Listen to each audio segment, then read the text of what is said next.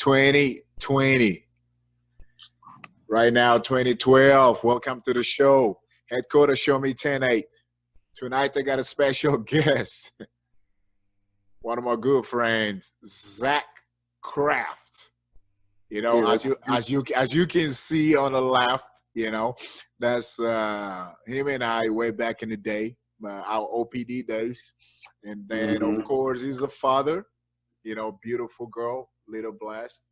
And then Macy, little Macy, aka Blast. He's a husband as well. You know, I want to welcome my boy to the show tonight. You know, he been trying to speak his mind and tell me what's going on. So, Zach, thanks for joining me tonight, man. Hey, what's going on? Doing good, doing good. How you doing, man? Doing good, I'm doing good. So, how is the Houston area right now dealing with these protests and everything? Around where I work, it's not as bad, but some of the surrounding cities, Houston's pretty bad right now. I know my department had to send a few down there, and a couple officers are getting hurt, but not a big impact where I work yet. I mean, I guess it's still going on. I got you. For some of you guys, I apologize for not introducing, but Zach has approximately 9 to 10 years of law enforcement experience. And his father also is in law enforcement, has been in law enforcement for a long time. He's a current chief of a small police department in West Texas. And Zach currently lives in Houston area, but he was in OPD. And then he moved out of Odessa. He got smart to move out of Odessa because his wife told him to. He has been a SWAT member for a long time, a SWAT sniper. So his credential whenever it comes to law enforcement is there. Zach also worked as a NARC officer. So apologize for not introducing that too. But back to your area. So your area is kind of quiet right now, is what you're saying? Yeah, we're just, a little ways north of Houston, so it's not as bad. It's been pretty peaceful up here. I know they had a peaceful protest in the city I live in. Yeah. And that went pretty good from what I heard. But I know Houston, they had a couple cars burned up and messed up. That's cool. Our interview, our conversation was supposed to start at 7:30, and of course I just got a call this morning whenever I was doing my online training about the protest, so I had to go and work the protest, which was a peaceful protest. So talk about protest. That's what we want to talk about tonight, right? Are we talking about the protest or just the incident with George Floyd? Yeah, I just wanted to kind of like talk about it a little bit. Kind of my views. I know my views aren't going to be the same as everybody else's. Even some of my family from California, we've had a couple heated arguments about this stuff going on. Yeah. So, but me, like, I don't really like the government, but I work for the government. Like, I don't like the man, but I am the man. Yeah. But, I'm all about protesting for what you believe in. Exactly. But I don't understand where protesting turns into riots and then looting. Because you turn around and you look at where this all started, that city's burned up, and they're going to have to raise taxes, and that's going to hurt the people that live there even more. People that are stealing from these businesses and stuff, they're going to have to raise their prices to try to make it back where they were because people stole all their merchandise. So it's kind of just making it worse for everybody else by doing this. I just don't understand it. And from my perspective, I don't understand how it turned into a race thing so fast. But that's kind of what I wanted to talk about. Yeah. From my point of view, my belief is the way it turned into a race thing right away is due to the fact that was a white officer, killing a black man, and whenever we talk about race, man, it's a conversation that we can go way back in the day and still talk about race in law enforcement. So we already have a few a few conversations about that. But, it's just the people right now, they see, okay, white officer killing a black man. And just a week or 2 weeks prior to that was another incident in Georgia where two white guys killing a guy, a black guy running. So that's where I Oh, believe the race came into play. yeah, kind of just a build up. But Yes. okay. I mean, I see that, but I felt like as soon as this came out, it was racism. It wasn't this human killed another human, because people kill people every day, and me and you know that. And it's black on black, white on white, Mexican killing Mexican or whatever it is. Like, why aren't we writing about those times, or protesting about those? I'm not writing, but protesting about those times. And I just don't understand, just one incident. We should be mad about all incidents. Cops can't go out and really protest if a cop gets killed, because this is a conversation I had with my cousin. She told me, this is word for what she told me. She goes, an officer can go home and take off his uniform and be a regular person, but a black man can't go home and take off his black skin and be. And I said, well, I was like, that doesn't really make sense, because I know that officers are officers all the time. We got to live a certain way. We can't go out and protest and stuff, because we live in fear of getting fired or reprimanded for stuff like that. And I don't know. I just don't understand on that part. Yeah. I understand where you're coming from, your concern, which it's really tough, because for me, like being a black and an officer, Yeah. there are situations where, things happen involving police officers where I don't comment, let me say involving police officers and a black person, and I don't Mhm. comment, and seems like I'm backing, I'm taking favoritism to a black, a police officer. Yeah. And when a comment seems like I'm taking favoritism towards a black person. So, I'm in the middle. But talking about this single incident, with George Floyd, me as a police officer, as a defensive tactics officer, not just a black person, Mhm. just like a regular person, even if it was a white guy, I will be pissed off like I was with this situation. That's just something that we don't do. And we don't do. And you never done Yeah. that. And something that you don't condone. And No. I mean, go ahead. you both of us know that when the handcuffs go on, it's over. Yeah. Yeah. And I think he was, like, from what I've gathered, is he was fighting to get into the car, so they put him on the ground. But, once somebody's calm, you try to put him in the car as fast as you can. Yeah. And, there's a lot of things that went wrong there that could have been fixed. Yeah. But we also don't know what was going on in that, like, 100% in the realm of those officers' minds. We don't know how big the crowd was around them or anything like that. Yeah, which is true, but like whenever it comes to the black community, what they protesting about, most of them, is the fact that too many incidents similar to these ones are happening in America too often, you know, too often, Yeah. and it gets to the point like people just tired. I don't condone violence. I'm a police officer, so it's not fair for police officers, good police officers, to pay for something that somebody else Yeah. mistake. You know what I mean?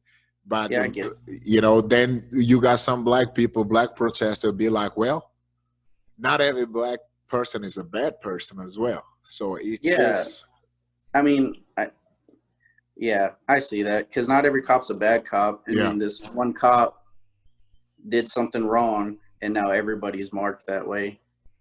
But I see what you're saying. Yeah, and I believe that's how most of the people are frustrated with. Um, Tonight we had a protest. It was a peaceful protest, and it was beautiful because it was a lot of like Caucasian white folks supporting the cause. Yeah. But I just don't want America to forget that like there's a whole lot of good cops more than bad cops. You know what I mean? But at the Yeah. same Well, time, I, as a black person, I understand some of the frustration that black people are dealing with. You know what I mean? I yeah. do understand, and Well, and shouldn't we it's be like But shouldn't we be doing this more instead of like a cop killing a person or something? Like, shouldn't it be like a human being killing a human being? Shouldn't we be mad about that too? I mean, you look at Chicago; they have shootings almost every night. Yeah. Other places around the world, and we should be mad at that stuff. But we should be already protesting about that kind of stuff, but we're Yeah. not. And that's a fact. But who is in the front line, leading the country in order for us to be protesting about stuff like this? I'm not talking about just the president, but let's talk about the mayors, Yeah. the governor. You know what I mean? We need that voice Yeah. to lead the protests in us, because it's not easy to be an officer. I never worked with an officer who woke up and say, "Man, today I'm gonna just go kill somebody." I haven't worked with one. Just No. So that's not what officers do. Yeah. That's not But what. that's what they. I mean, that's how people think we are sometimes when this situation happens. Yeah, but why do people think that?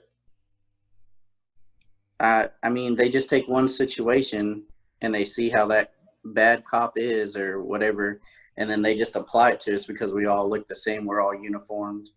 And, sometimes we meet people in the worst situations. We honestly, probably 90% of our job is you calling us because something bad is happening. True. And so, if we have to handle those situations a certain way, you might not like it, and then we're just deemed a bad cop.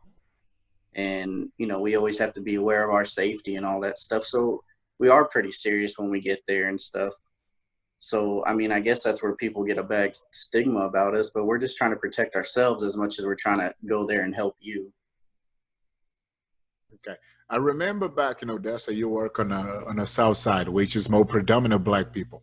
So tell me about that experience.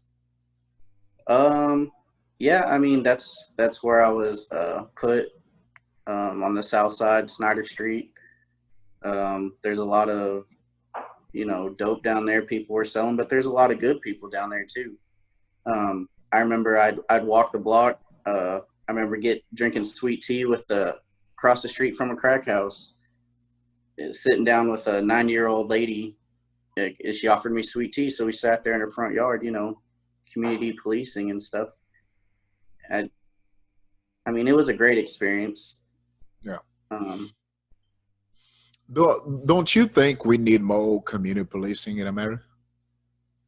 I do. For sure I do.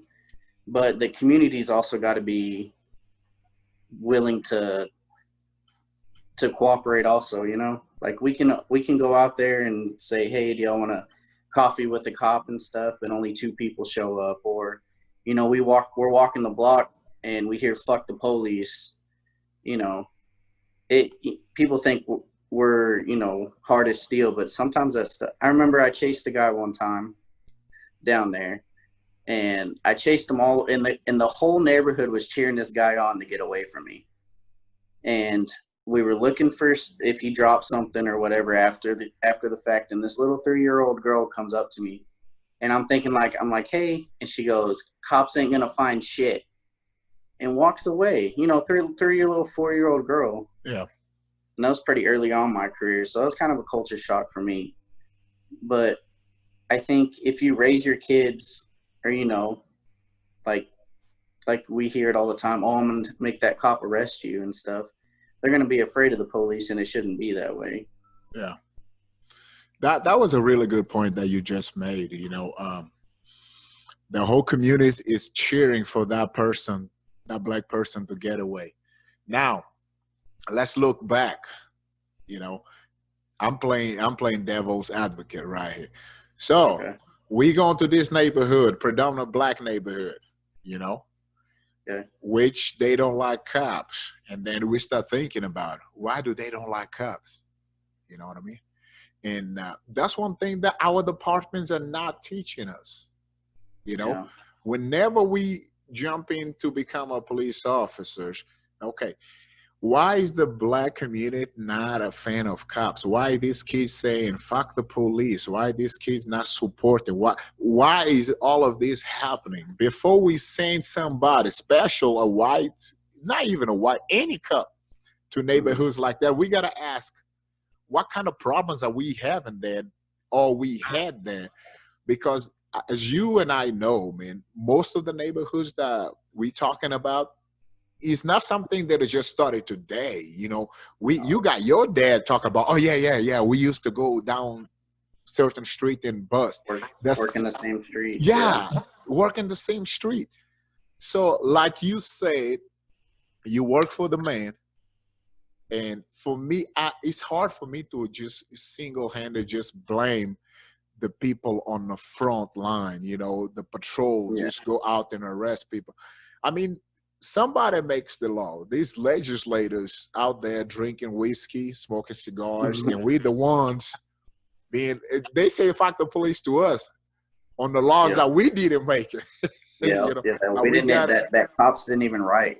No. So no, and we got to enforce. So it's really tough for us, you know. Yeah, I think the community policing would be good in those kind of areas that have been so like their culture is, you know, fuck the police. Sorry, I didn't know if we could cuss on here. My bad, dude. We can't, but you already started, so I'm just gonna have to work on that. I'm gonna have to bleep a lot in my head. Dude, okay. I just thought about that. I was like, man, I'm gonna bleep it out. I'm just gonna have to work harder, you know, and bleep it out. Yeah, you're gonna have to catch them all, man. You're gonna have to. I'll stop. Thank you. All right. So, you know, I think you know, developing some kind of and I feel like at the end there we had a good rapport with a lot of those guys down there. Even if they were in the dope game, they knew it was a game. They sold dope, and we caught them or we didn't. That was it, man. But listen to what you just say. At the end, you was able to build a rapport. Yeah. With them, you know, and that, I believe that's what policing, community policing is about. Once you build that rapport, there's a respect between y'all. Even though that you there, you know, looking for dope, and you know you may arrest them, but they already know you're not friends, but like y'all respect each other. Yeah, exactly. There's a respect there, you know. Yes, and that's what I think like department should do more. You know what I mean? Build rapport with these communities all over America. So then we don't have kids growing up and thinking the police is the bad guy. You know what I mean? Yeah.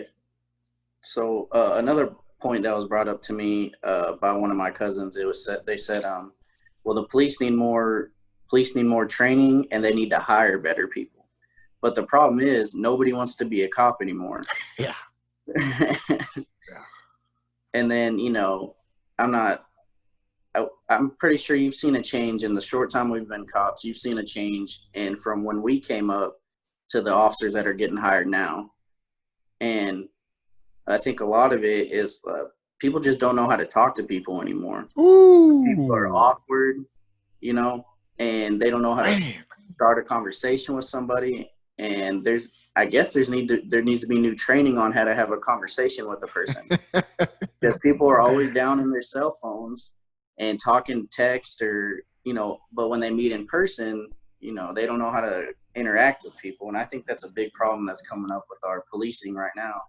That is a big problem, man. That is a huge problem. Yeah. I mean, because 80% of the interaction is verbal, you know what I mean? We don't just go hands-on with people. So if we able to learn how to talk to people, understand people, and build that rapport that we're talking about, I mean, that's where de-escalation comes from. Yeah. But de-escalate, it's like, so those type of classes, you know, aren't, some places are not very interactive, you know? And the type of training we need is like, we need to probably like bring civilians in and be like, hey, talk to this person, or, you know, something like that. I don't know. No, I feel you. And that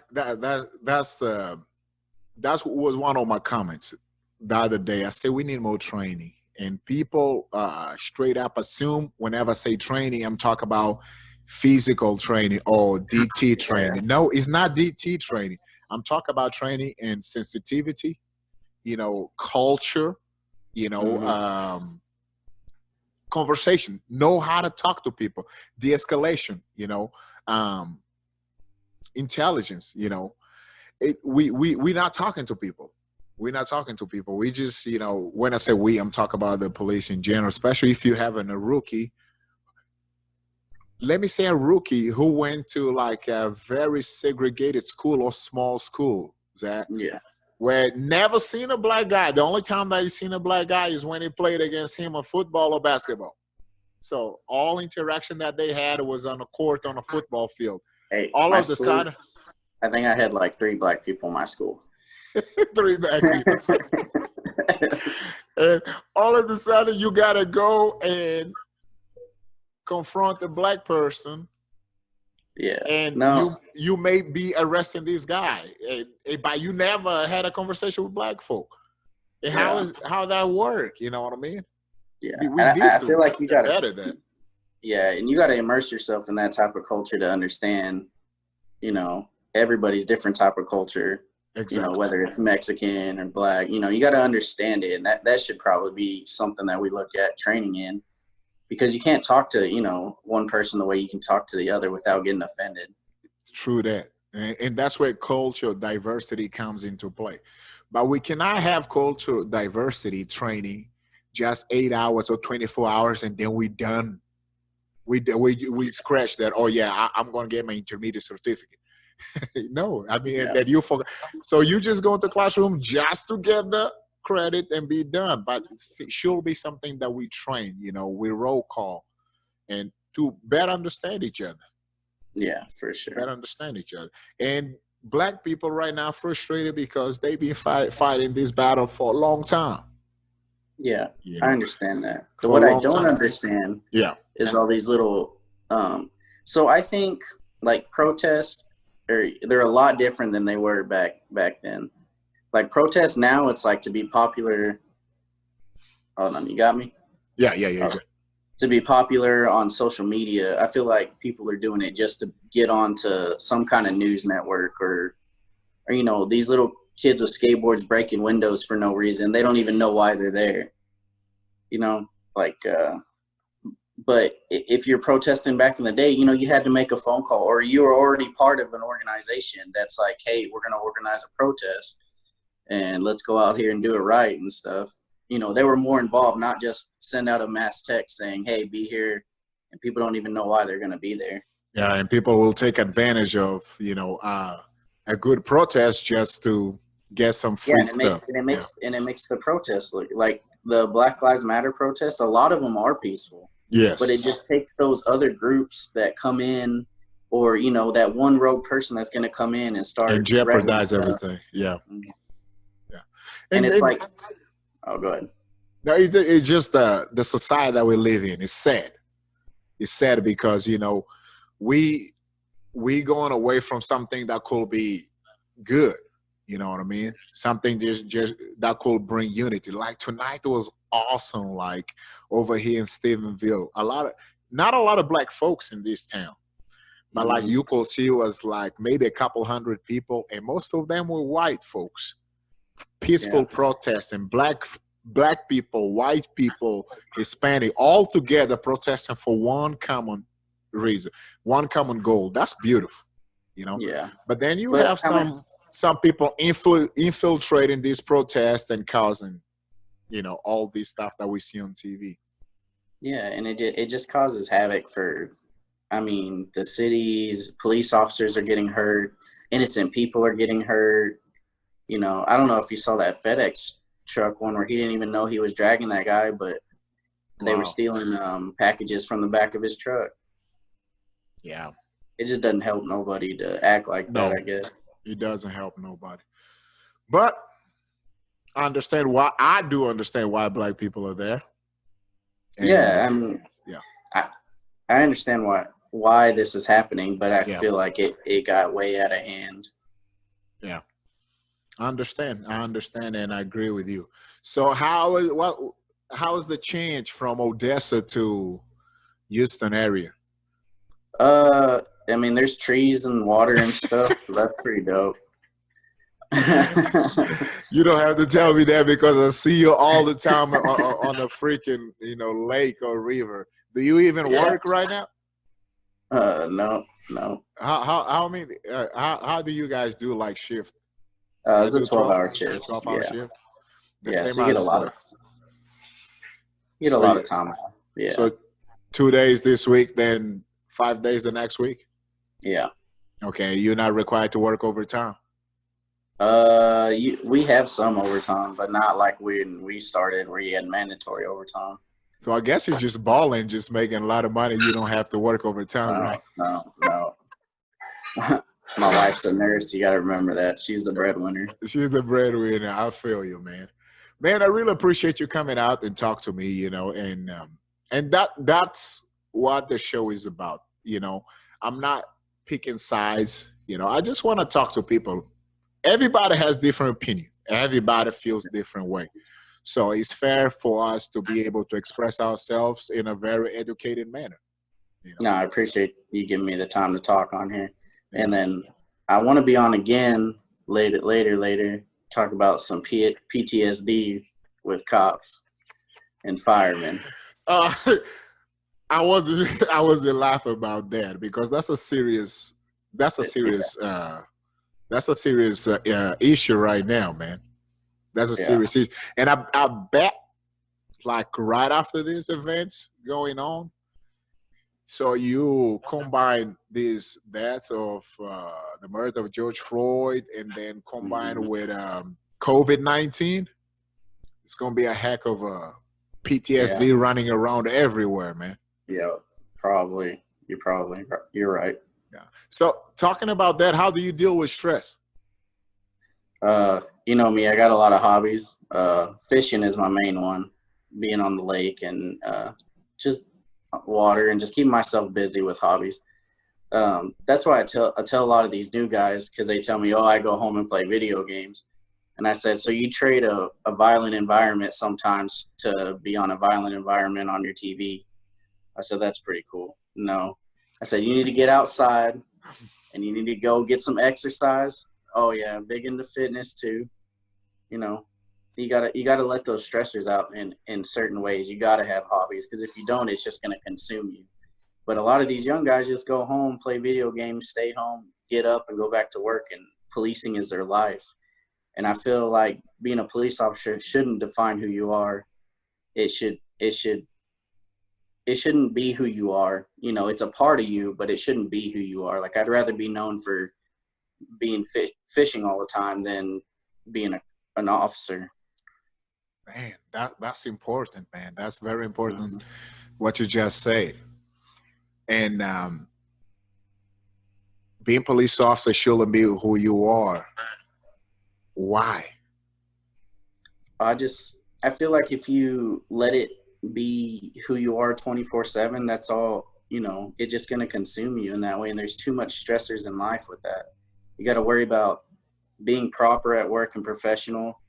You got to worry about admin and not being fired all the time. You got to worry about being off and being professional and not doing anything stupid, because then you could get fired for being, stupid at home.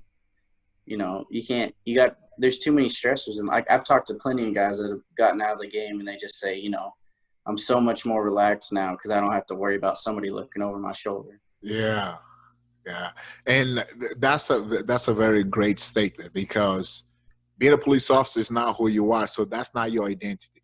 And from my experience, trainings that I've been to, books that I've read, I realized that the ones who identify themselves as I'm a cop, I do everything as a cop, I ain't a cop. Once they retire, they lose that identity, so they don't even know who they are anymore. Yep. And they, if they lose this job, they then what? Yep. Yeah. I feel like you always should have a backup plan. Yeah. But I really don't think this job should consume who you are. Yeah, that's a really good point, Zach. I appreciate that. And tell me, how does it feel being a father for the first time? Oh, it's pretty awesome. Yeah, I got to watch. Wife went to work and I watched her all day, and we just had nothing but fun. So it's pretty awesome. That's nice. So like people who never had kids, it's kind of hard to explain to them that first feeling whenever you hold your kid in your hands. So describe that just a little bit. How was it, man? Because you act like you're a tough guy, but man, you just Yeah, I'm not a very open emotional person. yeah. So like when I held her, it felt like just a box of emotions was just opened up. And I don't know, I feel like a big softie everywhere I go with her now. That's pretty awesome. You got a beautiful girl. And I appreciate you naming her after me. You know what I mean? You're gonna confuse her, man. Oh, that's funny, man. Is there anything else you want to share with us, or is anybody like who wants to get in a profession like a Rufus? Yeah, I just want to say, if you're gonna get into this, you got to know what you're signing up for. Do your research. This is a job where we could not come home at any moment. But I also want to say, I think that it's people's rights to protest and everything and to stand up for what they believe in. I just think that, there's those few that take advantage, like you said. And honestly, I think it's bullcrap that stuff happens because it puts everybody in danger and in harm's way. And then it makes everybody look bad. And it segregates us more as people when we do this kind of stuff. And that's it, man. Man, thank you so much. I greatly appreciate your presence. And you're gonna get back. You're gonna get back. This is episode 9, man, and was fun getting to talk to you, man. And we're gonna get back at it, man, and have another conversation sometime. All right, sounds good, man. All right, man. You have a good one day. All right.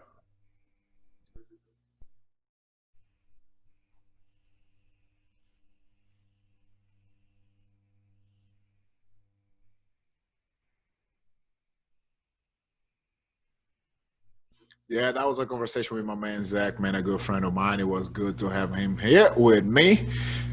But we almost out of here. So follow us on Instagram, 1018 Service. Follow us on Facebook, 1018 Service. If you know anybody around your neighborhood, your area who is doing a great job as a police officer, or who is doing a great job supporting your community in general, and wants to talk about fitness, law enforcement, training, education, please let them know. Send them my way. Send me an email, 108inservice@gmail.com. Let me know. I would like to have them on the show. You know what time it is. If you don't know, you better ask somebody. Headquarters, show me 1042. We out of here. Appreciate it. Bye.